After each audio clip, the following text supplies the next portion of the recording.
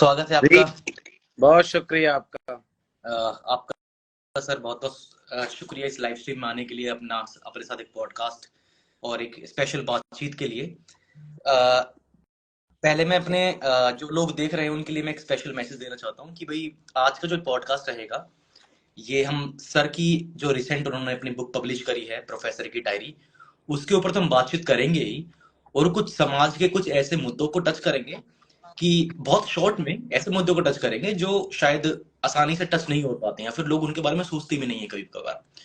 और उस चीज को लिए बातचीत करने के लिए हमारे लिए सबसे बेस्ट पर्सन लक्ष्मण यादव साहब हैं, हमारे साथ बैठे हैं आज। तो सर पहले तो आपका बहुत बहुत स्वागत है हमारे इस स्ट्रीम के अंदर। काफी सारे लोगों की इच्छा थी कि आपसे इस विषय में जरूर बात हो, जो कुछ क्वेश्चन थे। तो पहले तो आपको सर बहुत बहुत मंगल कामनाएं आपकी प्रोफेसर की डायरी की बहुत जो बुक है शुक्रिया, उसको ले। बहुत धन्यवाद आपका। मैं चाहता हूं कि आप पहले अपने शब्दों में बताएं अपनी जो आपकी बुक है इसके बारे में आप अपने शब्दों में बताएं हमारे लोगों को कि हमें प्रोफेसर की डायरी जो बुक है वो हमें पढ़नी क्यों चाहिए और हम किस पॉइंट से पढ़ें उसको, मतलब हमें उससे जी, क्या चीज सीखने को मिल सकती है। शुक्रिया दीपक, और आपके सभी दोस्तों का भी शुक्रिया जो हम दोनों को सुन रहे हैं। हम्म। इस बात के लिए भी शुक्रिया कि आपने लाइव बातचीत के लिए इस पुस्तक को चुना है। ये पुस्तक असल में इस देश के हर उस नागरिक को पढ़नी चाहिए जिसके दिल में कलम और किताब को बचाने या उसकी अहमियत को लेकर के एक चेतना है। उसे पता है अगर कि इस देश में हम सब आधुनिक दुनिया जैसी बनाना चाहते हैं, उसमें सबसे बड़ी भूमिका कलम और किताब की है, उच्च शिक्षा की है, शिक्षा व्यवस्था की है। हमारे पुरखे जो ज्योतिबा फूले कह गए कि विद्या बिना मति गई, मति बिना गति गई, गति बिना वित्त गया, वित्त बिना शूद्र चर्म रहे। असल में विद्या की अहमियत उस चेतना और आधुनिकता से जुड़ी हुई है जो हमें एक बेहतर मनुष्य बनाती है। तो जिसके भी दिल में मनुष्य होने के ख्वाब जिंदा है, उन सबको कलम और किताब के करीब जाना चाहिए। और जो भी कलम और किताब की अहमियत समझता है, उसे दो बातें जाननी चाहिए कि जब सब हाथों में कलम और किताब न पहुंचने का वक्त था तो ये दुनिया कैसी थी, और जब सब हाथों में कलम और किताब पहुंचने के रास्ते खुल गए तो यह दुनिया कितनी तेजी से बदल गई। इसलिए कलम और किताब की अहमियत क्या है, इसे जानने के लिए इस किताब को पढ़ना चाहिए। और दूसरा, इसलिए भी इस किताब को पढ़ना चाहिए कि जो चीज आपके दुनिया को बेहतर बनाने का सबसे आसान रास्ता है, सबसे जरूरी रास्ता है, उस रास्ते में फूल ही नहीं कांटे भी बिछाए जा रहे हैं। उस रास्ते में बहुत सारी मुश्किलें और चुनौतियां हैं। कैसे एक स्टाफ रूम का माहौल बदलता है, कैसे गांव कस्बे के लोग जब अपने बच्चों को स्कूल कॉलेज विश्वविद्यालय भेजना चाहते हैं तो वो किन सपनों से लैस होकर उन्हें वहां भेजते हैं, और अंदर क्या होता है वो कई बार उन्हें पता ही नहीं चल पाता। उनको अंदर से ये पता ही नहीं चल पाता कि उनके बच्चों के साथ भविष्य बनाया भी जा रहा है और भविष्य बिगाड़ा भी जा रहा है।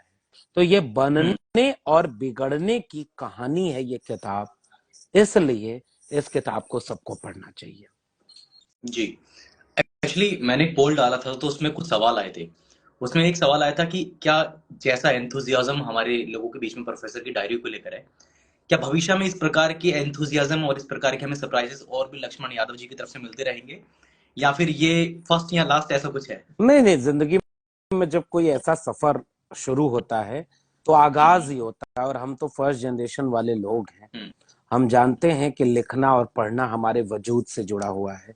हम आज जो कुछ भी हैं कलम और किताब के दम पर हैं। बिल्कुल। इसलिए अभी तो ये आगाज है। आगाज इस रूप में होगा ये सोचा नहीं था।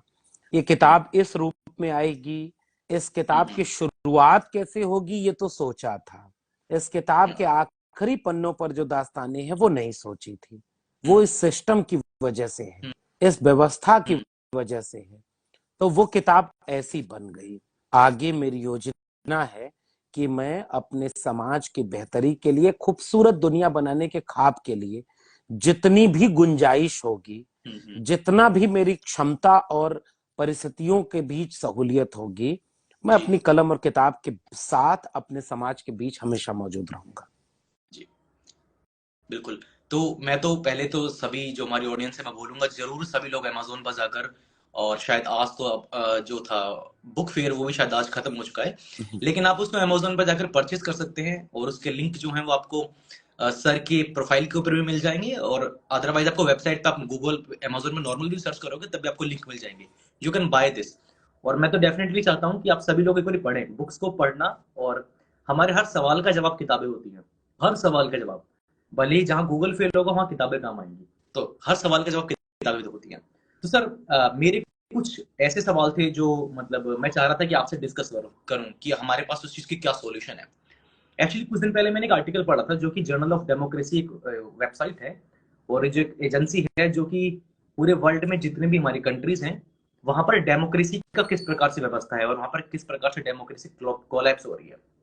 तो उस आर्टिकल में भारत का नाम आया था, उस भारत में नाम में जब आया था तो उसमें बीजेपी गवर्नमेंट के बारे में, और बात करें जो फिलहाल भारत के अंदर जो डेमोक्रेसी की व्यवस्था को लेकर बहुत प्रकार की उसमें स्टेटमेंट्स थे, और केवल ये भारत के लिए नहीं है, ये मैं सवाल जो पूछ रहा हूँ मैं उस हर डेमोक्रेटिक कंट्री के लिए पूछ रहा हूँ जो हर कोई डेमोक्रेटिक कंट्री है, यानी कि डेमोक्रेसी की जो व्यवस्था है वो बहुत सारे पॉलिटिशियंस के द्वारा ऐसा लगता है कि ये व्यवस्था कहीं ना कहीं ऐसा लगता है कि फेल होती नजर आती है। यानी डेमोक्रेसी की जो व्यवस्था है, इस व्यवस्था के अंदर पॉलिटिशियंस को या फिर बोले कैपिटलिस्ट लोगों को ऐसी पावर मिल ही क्यों पा रही है कि वो इस प्रकार की हाईजैक कर रहे हैं, वो आम आदमी की सुविधाओं को और जल जंगल जमीन के ऊपर कब्जा किस प्रकार से कर पा रहे हैं। क्या डेमोक्रेसी की व्यवस्था इस चीज में लेकर थोड़ी कमजोर मालूम हो रही है, या फिर इसमें क्या चीज है, मतलब क्या दिक्कत कहाँ है, मेरे को ये चीज समझना है। देखिए, एक बात तो ये है कि हम चूंकि किताब के ऊपर बात कर रहे हैं तो मेरा रेफरेंस किताबें ही होंगी। हाँ मिसाल के तौर हाँ पर हाँ डेमोक्रेसी को यहाँ से देखिए कि जो मॉडर्न फॉर्मेट ऑफ डेमोक्रेसी है, हाँ ये बेसिकली आज जो डेमोक्रेसी है वो तो आधुनिक दुनिया की डेमोक्रेसी है ना। हम्म, वैसे तो कहने हम्म, को मदर ऑफ डेमोक्रेसी भारत है, यहाँ पर एक दूसरे तरह की डेमोक्रेसी रही है, वो काम करती रही है। हम्म, लेकिन जो डेमोक्रेसी की आधुनिक संकल्पना है उसके मुताबिक उसके विश्वविद्यालय कैसे होने चाहिए थे, हम्म, एकेडमिक इंस्टीट्यूट कैसे होने चाहिए थे, वो विश्वविद्यालय, स्कूल, कॉलेज, कलम और किताब एक डेमोक्रेटिक कंट्री में किसी की जाति क्या है, किसी के जेब में पैसा कितना है, किसी के की पृष्ठभूमि कैसी है, भाषा कैसी है, वो धरती के किस कोने पर पैदा हो गए, इससे तय न हो कि उन्हें शिक्षा मिलेगी या नहीं मिलेगी। हम्म, उन्हें अच्छी शिक्षा, गुणवत्तापूर्ण शिक्षा, अच्छी कलम और किताब तक पहुंच सुनिश्चित होगी या नहीं होगी, ये इस बात से न तय हो, वो इस बात से तय हो कि वो एक डेमोक्रेटिक कंट्री में अगर हैं तो स्टेट की रिस्पॉन्सिबिलिटी है कि अपने हर नागरिक को बिना उनका जाति, धर्म, भाषा, लैंगिक भेदभाव, क्षेत्र देखे सब तक उसकी पहुंच सुनिश्चित करे। ये डेमोक्रेसी का फॉर्मेट है। इसलिए आज आज इस किताब के जरिए आप पढ़ेंगे तो आप ये पाएंगे कि रास्ते बंद किए जा रहे हैं, जो रास्ते खोले जाने चाहिए थे कि और गरीब, कमजोर, मजलूम, वंचित, शोषित आखिरी पायदान पर जो व्यक्ति है उसके बच्चों तक कैसे शिक्षा पहुंचेगी, इसके लिए और नए नए रास्ते खोले जाने थे। केवल डिग्री वाली शिक्षा की बात नहीं कर रहा हूं, एक बेहतर गुणवत्तापूर्ण शिक्षा की बात कर रहा हूं। और अब जो डेमोक्रेटिक चैलेंजेस हमारी दुनिया के सामने आ रहे हैं वो ये आ रहे हैं कि वो रास्ते बंद किए जा रहे हैं, या तो शिक्षा निजी हाथों में बेची जा रही है कि प्राइवेट सेक्टर में प्राइवेट स्कूल हैं, प्राइवेट यूनिवर्सिटीज हैं, आपकी जेब में पैसा है तो आपको अच्छी शिक्षा मिलेगी, आपकी जेब में पैसा नहीं है तो आपको अच्छी शिक्षा नहीं मिलेगी। आप अगर जिस तबके से, जिस जाति से, जिस व्यवस्था से आते हैं, सामाजिक पायदान से आते हैं, वहां से कई बार आपको तय हो जा रहा है कि कहां पहुंचेंगे, आप किस घर में पैदा हो गए, इससे तय हो गया कि आप कितनी दूर तक जाएंगे। लाखों करोड़ों में एक आध दो अपवाद हो बात अलग है। डेमोक्रेसी का अल्टरनेट अभी तक दुनिया के पास नहीं है। डेमोक्रेसी अब तक की एक बेहतर व्यवस्था है अपनी तमाम खूबियों और खामियों के साथ। जैसे डेमोक्रेसी की सबसे बड़ी खामी क्या है, 31% का आदमी आपका सुपर पावर बनकर बैठा है और 69% लोग उसे वोट नहीं किए हैं। अब इस बात को समझिएगा। तो बिल्कुल बिल्कुल बिल्कुल। मेजॉरिटी किसकी हुई? 69% की हुई। माइनॉरिटी किसकी हुई? 31% की हुई। मगर एग्जैक्टली। डेमोक्रेसी ये कहती है कि जो 69 है वो डिवाइडेड है, तो कंसोलिडेट ढंग से जो 31 मिला वो एक व्यक्ति को मिल गया, इसलिए वो राज कर रहा है। तो दुनिया भर में आज डेमोक्रेसी खतरे में केवल भारत में नहीं है। एक दो तरह के विचार दुनिया में हमेशा रहे। एक विचार वो रहा है जो प्रोग्रेसिव आइडियाज रही है। दुनिया जैसी है उसे बेहतर बनाने के लिए जो भी उसमें संशोधन, जो बदलाव आने चाहिए, उसके लिए वो बदलाव लाने की कोशिश करते हैं। इस तरह के विचार के लोग अपने वर्तमान से सवाल करते हैं, अतीत से समझदारी हासिल करते हैं और भविष्य को बेहतर बनाने की कोशिश करते हैं। उसे आप प्रोग्रेसिव आइडियाज कहते हैं। डेमोक्रेसी उस प्रोग्रेसिव आइडियाज को और इनहेंस करना चाहती है। वो डेमोक्रेसी मजबूत तब होगी जब अपने अपने देश के उन प्रोग्रेसिव लोगों को मजबूत करे, उनके सवाल पूछने के दायरे को बढ़ाए, ताकि वो दुनिया को बेहतर करने की दिशा में आगे बढ़े। लेकिन दुनिया भर में अब ये हो रहा है कि जिसको पावर मिल जा रही है वो पावर को डिस्ट्रीब्यूट करने की बजाय सेंट्रलाइज करता जा रहा है।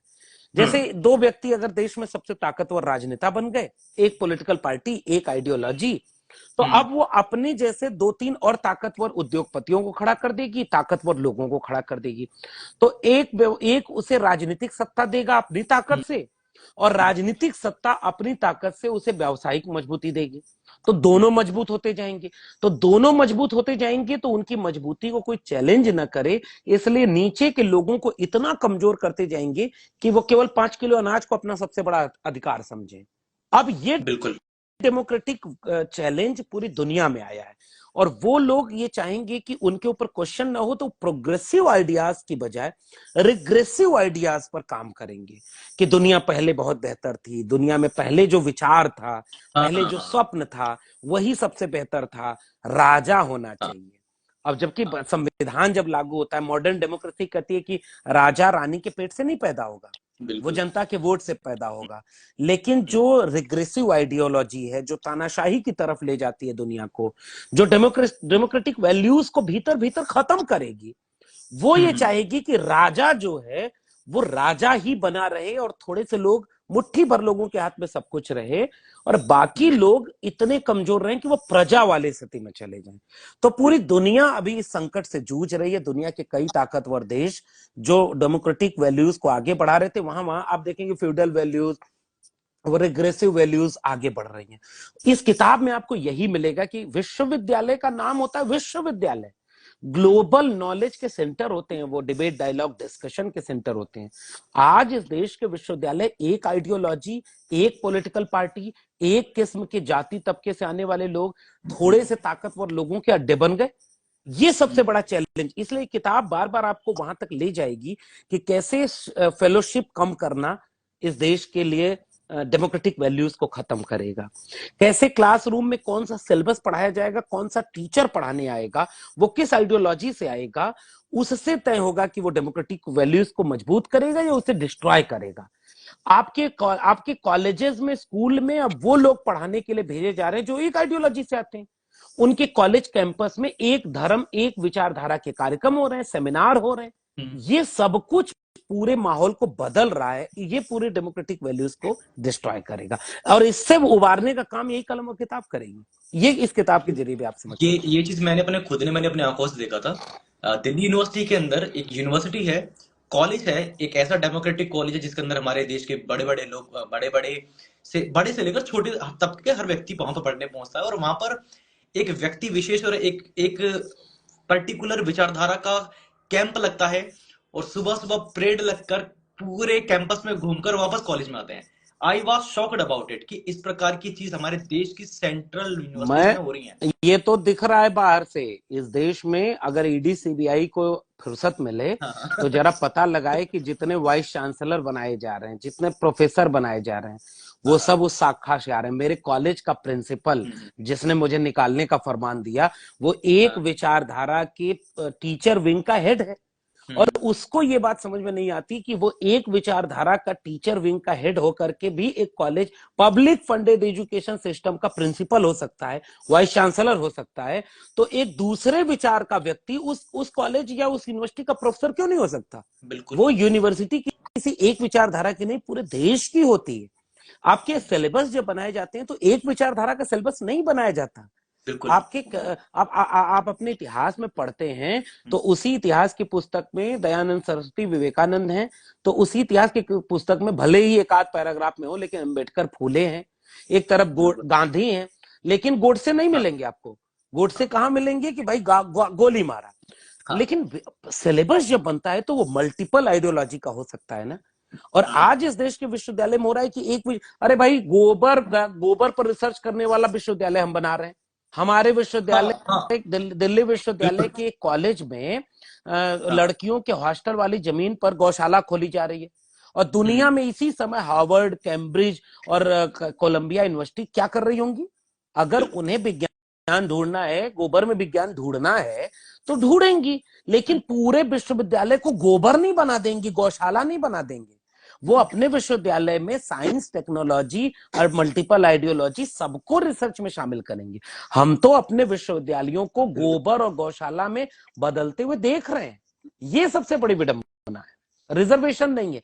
आप सोचिए ना कि जिस देश के 90% लोग जिस आबादी से आते हैं उसके 10% लोग भी विश्वविद्यालयों में आपको नहीं मिलेंगे, प्रोफेसर नहीं मिलेंगे, वाइस चांसलर। देश भर में कितने दलित वाइस चांसलर हैं, जरा मैं देश के लोगों से जानना चाहता हूं। कितने आदिवासी वाइस चांसलर हैं, कितने पिछड़े वाइस चांसलर हैं? नहीं है, एक आध दो अपवाद होंगे। तो ये सबका विश्वविद्यालय तो बन ही नहीं पाया। और अब जो थोड़ा बहुत सबका बन रहा था मंडल कमीशन और भारत के संविधान से, अब इसे और कमजोर करके एक विचारधारा का प्लेसमेंट सेंटर बना दिया गया। इसलिए इस किताब को पूरे देश के लोगों को पढ़ना चाहिए। ये मेरी किताब है, इसलिए प्रचार में ये बात नहीं कह रहा हूं। आपके बच्चों का भविष्य जिससे जुड़ा हुआ है साहब, कल को आपका बच्चा नहीं कामयाब होगा, उसका पीएचडी में एडमिशन नहीं हो पाएगा, उसका बीए में एडमिशन नहीं हो पाएगा, वो प्रोफेसर नहीं बन पाएगा, तो आप अपने बच्चे को कोसने लगेंगे कि उसकी दिक्कत है। नहीं, आप उस सिस्टम से तो समझ ही नहीं पाए कि जिस सिस्टम ने आपके बच्चों का भविष्य छीन लिया। इसलिए इस किताब को सबको पढ़ना चाहिए। जी, जितना मैं समझ पा रहा हूँ कि आपके आपके प्रोफेसर लाइफ की 15-20 साल की एक्सपीरियंस आपका इस किताब में है। उसके बाद आपके साथ एक ऐसा इंसिडेंट हुआ जब आपको कॉलेज से आपको निकालने की पूरी प्लानिंग हुई, और वो भी फिर आपने बुक के अंदर लास्ट में ऐड किया। तो डेफिनेटली अगर मैं मानता हूँ इस व्यक्तिगत तौर पर ही कि कोई व्यक्ति चाहता है कि वो सेंट्रल यूनिवर्सिटीज में पढ़े, डजंट मैटर कि सेंट्रल यूनिवर्सिटीज में, आजकल तो किसी भी यूनिवर्सिटी में, तो उसको पता होना चाहिए कि वहां जाकर वो किस प्रकार के कास्टिज्म और चैलेंजेस को फेस करने वाला है, ताकि घर वालों को ये ना लगे कि हमारे बच्चे में कमी है, उनको पता लगे कि सिस्टम के अंदर भी बहुत ज्यादा कमी है। ठीक है, प्रोफेसर की डायरी इसीलिए नाम रखा प्रोफेसर की डायरी। इसलिए प्रोफेसर की डायरी लिखा कि गांव के लोग भी देखें, सर्च करें कि प्रोफेसर अपनी डायरी में क्या लिख रहा है। भले ही वो तो मेरा एक प्रोटेस्ट है, जिसे तुमने एक क्लासरूम से बाहर किया कि वो कुछ विद्यार्थियों का प्रोफेसर नहीं रहेगा, तो जनता ने उसे कहा कि ये हमारा जनता का प्रोफेसर है। हालांकि मैं विनम्रता से ये स्वीकार करता हूं कि प्रोफेसर एक बड़ा ओहदा है, मैं अभी भी अपने को विद्यार्थी मानता हूं, लेकिन ये मेरा एक प्रोटेस्ट है। मेरे लोग इस किताब को पढ़ें कि एक प्रोफेसर अपनी डायरी में क्या लिख रहा है, इसलिए ताकि आपके बच्चे भी कल को प्रोफेसर बनना चाहेंगे, स्टूडेंट बनना चाहेंगे, उनको आप कैसे कम से कम इस बात को समझें कि आप उसको कैसा विश्वविद्यालय देख रहे हैं। आपके स्कूल, कॉलेज, विश्वविद्यालय बर्बाद किए जा रहे हैं और आप उसको क्यों नहीं बचा पा रहे? जी सर, मेरे पास 2 सवाल और आए थे कुछ लोगों के, बस वो 2 सवाल हैं हमसे लास्ट। पहला सवाल तो मेरा यही है कि जेन्युइनली आज हम देख रहे हैं कि डज नॉट मैटर वो किसी भी कास्ट से हो, कोई भी पॉलिटिशियन, अभी कोई भी पॉलिटिकल पार्टी की विचारधारा, आजकल हर कोई दलितों की राजनीति क्यों करना चाहता है? वो क्यों चाह रहा है कि वो दलितों के वो हितैषी क्यों बनते हैं? इवन वो दलित नहीं है, उन्होंने वो एट्रोसिटीज, उन्होंने वो चैलेंजेस, उन्होंने वो कास्टिज्म और जाति सूचक गालियां नहीं सुनी, इवन फिर भी वो दलितों की राजनीति क्यों करना चाह रहे हैं? देखिए, दलितों की राजनीति क्यों करना चाह रहे हैं, इसका पहला श्रेय तो दलित समाज को जाना चाहिए। उस समाज ने अपने आइकॉन को देखा, फूले, अंबेडकर, पेरियार को पढ़ा, जाना, समझा, इस देश में दुनिया में जो शोषण और अन्याय के अत्याचार के इतिहास लिखे गए होंगे, उसमें सोने की चिड़िया विश्व गुरु का दावा करने वाला देश यह बात लोगों से छिपाता है कि वो जाति देखकर भगवानों का बंटवारा कर चुका था, पानी का बंटवारा कर चुका था, रास्ते का बंटवारा कर चुका था, लोग उस मार्ग से चल नहीं सकते थे, वो उनकी छायाओं से अपवित्र हो जाते थे। इस देश ने लंबी लड़ाई लड़ी और उनको मनुष्य होने की गरिमा प्रदान की, और जब वो मनुष्य होने की बराबरी के ओहदे तक आए, नई दुनिया बननी शुरू हुई, तो जब उन्होंने अपना इतिहास पढ़ा तो अपनी ताकत महसूस की। आज भी वो लड़ रहे हैं, अपनी ताकत महसूस कर रहे हैं। तो जब लगा कि अमानवीय होने की त्रासदियां इतनी ज्यादा हैं, तो मानवीय होने का जो संघर्ष है उसके साथ जुड़ना आपकी मजबूरी है। अगर आप दावा करेंगे कि आप मनुष्य हैं, बेहतर मनुष्य हैं, तो हर उस जगह की लड़ाई में आपको शामिल दिखना पड़ेगा जो मनुष्य को मनुष्य के बराबर होने की लड़ाई के बराबर खड़ी करती है आपको। इसलिए इसकी बात सब, और सारे दलित की बात करने वाले लोग दलित हितैषी हो ये जरूरी नहीं। 6 दिसंबर और 14 अप्रैल को बाबा साहब अंबेडकर की मूर्ति पर माला पहनाते हुए जय भीम बोलने वाला हर व्यक्ति अंबेडकरवादी नहीं होगा। कई ऐसे अंबेडकरवादी आपको मिल जाएंगे जो दलित नहीं होंगे लेकिन दिल से उस विचार के साथ खड़े होंगे। तो हितैषी दिखना एक बात है, हितैषी होना एक अलहदा बात है। हितैषी वो है जो उस समाज के सवालों मुद्दों पर स्पष्ट राय रखता है। जैसे इस किताब को हमने रोहित वेमुला के नाम समर्पित की। ये किताब रोहित वेमुला और उन जैसी अधूरी रह गई अनगिनत संभावनाओं के नाम समर्पित है। मैं चाहता तो अपने माता पिता किसी बड़े आदमी के नाम समर्पित करता। मैंने रोहित वेमुला के नाम इस किताब को क्यों समर्पित किया? क्योंकि वो मेरा एक प्रोटेस्ट है। मेरे लिए विश्वविद्यालयों के मायने उस एक रोहित वेमुला के होने और उन जैसे लोगों के होने से बदले हैं। इसलिए मैं रोहित वेमुला को याद करता हूं। इसलिए इस किताब में आपको अंबेडकर सुनाई देंगे बीच बीच में, इस किताब में आपको भगत सिंह सुनाई देंगे, इस किताब में आपको वो विचार सुनाई देगा जो इस देश के वंचित शोषित लोगों का विचार है। तो ये जैसे किताब ये दिखाती है कि आपका हितैषी वही नहीं है जो आपका जाति का है लेकिन संघ में शाखा लगा के प्रोफेसर बन रहा है। इस दिल्ली विश्वविद्यालय में 4-5 हजार तो प्रोफेसर होंगे, 4-5 हजार तो नहीं होंगे, लेकिन 3-3 हजार के आसपास तो दलित पिछड़े होंगे। ये दलित पिछड़े प्रोफेसर बन गए तो ये आरएसएस की शाखा में गए, लेकिन आपकी जाति के हैं तो आपके हितैषी नहीं होंगे। इसलिए हितैषी वो है जो आपके विचार के साथ में, आपकी संघर्ष के साथ में। ये एक फर्क करना जरूरी है। बाकी तो लोग मजबूर हैं कि वो हितैषी बनने का झूठ दिखाएं। जी, एक लास्ट सवाल है ये, मतलब मैं भी इसके लिए क्यूरियस हूं जानने के लिए कि हाल ही में आपको पता है कि किसान प्रोटेस्ट चल रहा है, ठीक है? यहाँ से नोएडा के यानी उत्तर प्रदेश के और हरियाणा के किसान, पंजाब के किसान प्रोटेस्ट कर रहे हैं। लेकिन लास्ट जो किसान प्रोटेस्ट हुआ था उसमें एक व्यक्ति था जो कि लखबीर सिंह नाम था, वो दलित थे, और उनको केवल जो गुरु ग्रंथ साहिब की अवहेलना करने पर उनको बहुत बुरी तरह से एट्रोसिटी करी गई थी। तो बहुत सारे लोगों के मन में आज इस बात को लेकर बहुत सारे सवाल हैं कि हम उन लोगों को क्यों सपोर्ट करें, मतलब क्यों करें जब वो हमारे संग एट्रोसिटी कर रहे हैं, हम उनके सपोर्ट में खड़े हैं। इवन वो जब है कि हरियाणा पंजाब के अंदर केवल 1% से कम लोगों के पास जमींदार लोग हैं जो दलित हैं, लेकिन हम फिर भी उनका सपोर्ट कर रहे हैं। एक बड़े मतलब हर तरह से उनके साथ जब पैसे से, समय से, हर तरह से हमारे लोग वहां जा रहे हैं, अपना समय दे रहे हैं। तो क्यों सपोर्ट करना चाहिए किसान प्रोटेस्ट को? करना चाहिए भी ये नहीं, क्योंकि मेरा कैपेसिटी हुई थी वो बहुत ज्यादा मतलब अमानवीय है। लखवीर जी के साथ जो हुआ वो बेहद निंदनीय है। मेरा पहला मानना यह है कि किसी मनुष्य की जान किसी भी और चीज की तुलना में ज्यादा कीमती है। मैं साहित्य का विद्यार्थी हूं, मुझे पता है कि आज अगर गुरु नानक हो और उनके सामने ऐसा कोई दृश्य हो कि गुरु नानक की लिखी हुई वाणियां किसी मनुष्य की जान की परवाह करती हैं। संत आंदोलन जो था वो मनुष्य की बेहतरी के लिए था। जो गुरु परंपरा है वो संत आंदोलन से निकली परंपरा है, और गुरु परंपरा ये आपको सिखाती है कि मनुष्य सबसे बड़ा धर्म है, मानव धर्म सबसे महत्वपूर्ण है, मनुष्य की जान कीमती है। और सिखों ने इस बात को समझा है लेकिन यह जो हुआ ये बेहद निंदनीय है, ये नहीं होना चाहिए था। आप किसी और तरीके से उनसे कोई अगर उन्होंने कोई काम गलत किया था आप उनकी जान ले लेंगे, ये उचित नहीं है, कहीं से भी उचित नहीं है। अब दूसरा सवाल कि किसान आंदोलन कर रहे हैं तो बाकी लोग क्यों ना जाएं, ये बात बिल्कुल ठीक है। जैसे जमीन के रीडिस्ट्रीब्यूशन का सवाल इस देश का बहुत महत्वपूर्ण सवाल है, लेकिन आज तो किसी अम्बेडकराइट के यहाँ भी आप देखेंगे कि अब वो सवाल लैंड का सवाल तो आता नहीं, लैंड रिफॉर्म पर तो अब बात नहीं होती। मंडल कमीशन की रिपोर्ट कहती है कि इस देश में लैंड रिफॉर्म होना चाहिए था, लैंड रिफॉर्म नहीं होता, अब तो एजेंडे में नहीं दिखता। और इसलिए कई तरह की लड़ाइयां जो लड़ी जानी चाहिए थी वो नहीं है। जैसे आज भी इस देश में 1 से 1.5% से ज्यादा दलितों के पास जमीन नहीं है, वो जमीन पर भूमिहीन मजदूर की तरह काम कर रहे हैं। तो ये एक बड़ी लड़ाई है, इसलिए हमें इस लड़ाई के साथ खड़ा होना होगा। आखिरी टिप्पणी ये है कि कई बार आपके दौर में, आपके वक्त में इस लिए भी कुछ लड़ाइयों के साथ खड़े हो जाना चाहिए कि जब कहीं कोई और लड़ाई मजबूत ना हो रही हो और वो लड़ाई आपके खिलाफ ना हो। जैसे किसान आंदोलन कर रहे हो तो वो किसान आंदोलन दलित समाज के खिलाफ नहीं कर रहे हैं।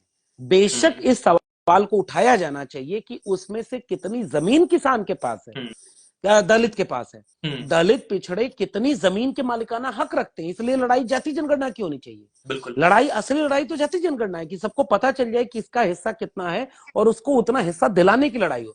लेकिन जब तक वो आंदोलन खड़ा नहीं हो पा रहा है और देश में दूसरी तरफ इतनी बड़ी तानाशाही है कि अब आंदोलन करने वालों को जेल, मुकदमे, सब कुछ खत्म किया जा रहा है, तो कहीं से अगर कोई आंदोलन खड़ा हो रहा हो और वो हमारे खिलाफ ना हो तो उतनी दूर तक केवल उसके साथ खड़े हो जाएं कि लड़ने की जगह तो बची रहे, आंदोलन की जगह तो बची रहे। कल्पना करिए कि शिक्षा बिक रही थी। मेरी किताब आपको ये बताएगी कि प्रोफेसर की डायरी आपको बताएगी कि जब कलम और किताब बिक रही थी तो ये किसान भी तो उसके साथ नहीं आए। ऐसा आंदोलन ट्रैक्टर ट्रॉली लेकर के दिल्ली की सड़कों पर नहीं हुआ कि हमारे देश की शिक्षा व्यवस्था को मत बेचो। इस देश में जब रोस्टर आंदोलन आया तो गांव गांव तक पहुंचा, लेकिन जब नई शिक्षा नीति आई तो गांव के लोग सड़कों पर नहीं आए। तो अब आप ये कहेंगे कि भाई शिक्षा वाला सवाल है, विद्यार्थी और शिक्षक लड़े, तो फिर महिलाओं वाला सवाल में केवल महिला लड़े, दलित वाले सवाल को केवल दलित लड़े, और फिर किसान वाला सवाल केवल किसान लड़े। इससे लड़ाइयां बिखरेंगी। मेरा मानना साफ तौर पर है कि उतनी दूर तक उस हर प्रतिरोध के साथ खड़े हों जो प्रतिरोध करने की गुंजाइश पैदा करे, जो आपको हिम्मत दे और आपके खिलाफ कहीं से ना हो। जैसे ही अगर ये किसान आंदोलन ये मांग करता है कि नहीं नहीं हम लैंड डिस्ट्रीब्यूशन का सवाल नहीं करेंगे ये, क्योंकि अभी तो इनको एमएसपी चाहिए, अभी तो इनका एक मुद्दा है, अभी एमएसपी चाहिए ताकि बड़ी जोत के किसान है उनका उनका अनाज ठीक से बिकता है। ये छोटी जोत वाले किसानों के साथ भी नहीं खड़े हैं, तो इसमें तो कई अंतर विरोध है। लेकिन इससे क्या होगा कि सब बढ़ते जाएंगे, तो कल को जब छोटी जोत वाले किसान जो कि आंदोलन ही नहीं कर पा रहे तो उनका कोई ना आंदोलन खड़ा होगा, और अगर खड़ा होगा तो बड़ी जोत वाले किसान कहेंगे हमसे इससे क्या मतलब।